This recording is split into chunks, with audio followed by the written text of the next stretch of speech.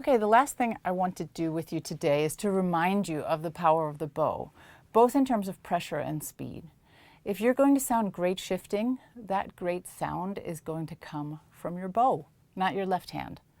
I generally like to go deeper in the string on my shifts to connect the music, because after all, we don't want to hear a break in sound just because we happen to have a shift.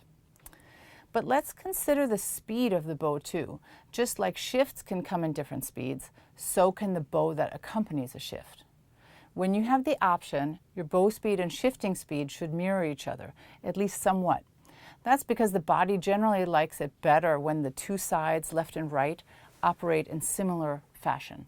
Let me give you some examples of why this could be helpful. Okay, when you have a pretty small shift, let's make it the smallest possible, half step, okay? B to C, for example.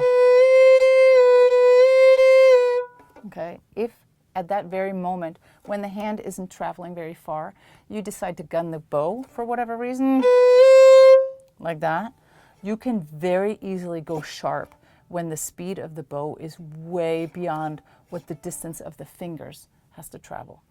On the other hand, if you have a very fast shift, maybe a big leap, then just the reverse can be true.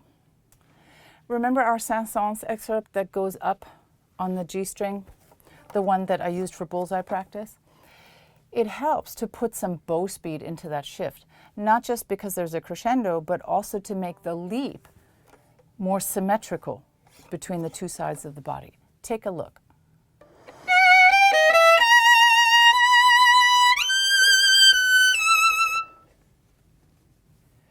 Let me show you an example of a passage where I try to have different bow speeds for intervals or shifts that are actually pretty close to each other in distance, and there are various reasons for that. Let's listen to it first. Here's a tiny little excerpt of Sibelius' Concerto.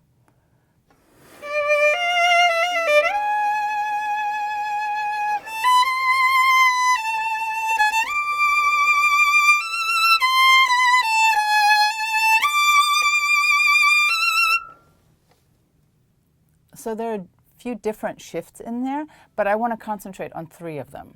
Okay, the first shift I want to show you is that slow, slidey shift that I do at the beginning here, right? Because I want the shift to be slow, I'm also going to slow the bow down.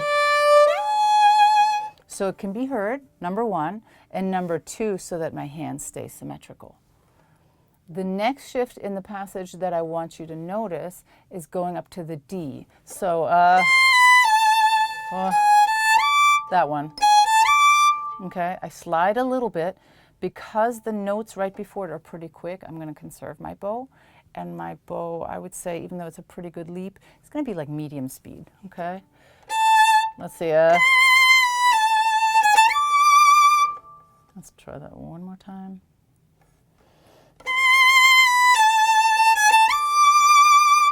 Okay, and then the very next time I play those same notes, A to D, I'm going to have my maximum bow speed, which is here.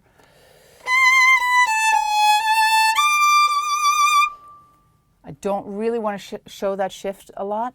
I've got a lot of energy, I've got crescendo, so that's my maximum bow speed. So let's take a look at the passage completely with those details in mind.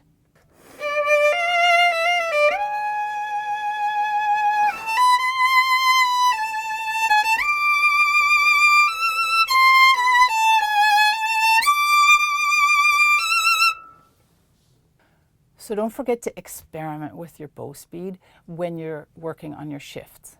You're already working on different bow speeds to explore dynamics, color, speed of what you're doing, and register of a passage. In other words, all the musical reasons to experiment. Now you will just add a technical reason that's coming from the left hand, shifting. If you experiment, I think you'll find a left-right speed combination that works and will fit in the passage like a glove. All right, I hope a couple of those ways of practicing your shifts within repertoire were useful for you. Remember to be patient. The more accurate you are in practice, the more accurate you will be on stage, even when you're nervous. It really does pay off to work on shifting separately from your repertoire a little bit every day. And for that, I've got some recommendations for you. Here are some of my favorite shifting books to work into your daily practice routine. Sevcek Opus 8, which is called Introducing the Positions.